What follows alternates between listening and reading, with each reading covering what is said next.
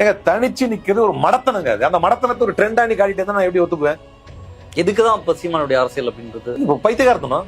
வேற என்ன சொல்லுவீங்க? என்ன செய்வீங்க? நீங்க ஆட்சிக்கும் வரமாட்டீங்க, எம்எல்ஏ ஆக மாட்டீங்க, எப்படி முடிவீங்க? இது வரைக்கும் அரசியல் வரலாறு அப்படி இருக்கா? தனிச்சு நின்னே ஒரு ஆட்சிக்கு வர முடியுமா? இவர் வயசு என்ன இப்போ?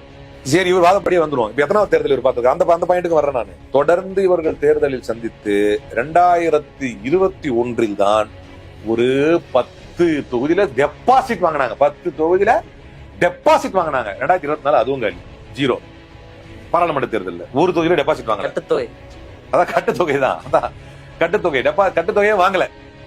இது வரைக்கும் நாம் சும்மா பில்டப் கொடுத்துக்கலாம், 8% 2%. அதெல்லாம் பேச்சு இல்ல. இங்க எத்தனை எம்எல்ஏ ஜெயிச்சிங்க, எத்தனை கட்டுத்தொகை என்ன காட்டும் உங்களை? ஒரு கணிசமான மக்கள் அந்த தொகுதியில் உங்களை ஆதரித்திருக்கிறார்கள். நான் இன்னொரு வாதத்துக்கு வர்றேன்.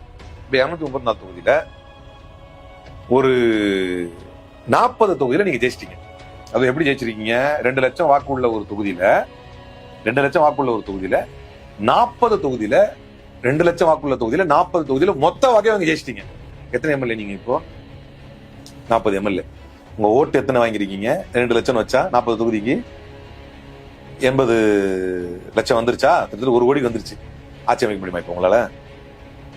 திரும்பவும் நீங்க உங்களை பெரிய சக்தின்னு சொல்லிக்க முடியுமா? அப்பயாரோட ஆதரவு கொத்து கொத்தா நீங்க வாக்கு வாங்குறது மேட்டர் கிடையாது. நீங்க பர்சன்டேஜ் இதெல்லாம் நான் ஏத்துக்கிட்டு சொல்றேன். வாதங்கள் எல்லாம் உண்மையை அக்செப்ட் பண்ணிட்டு சொல்றேன். அரசியல் யதார்த்தத்துக்கு வாங்க பாஸ்.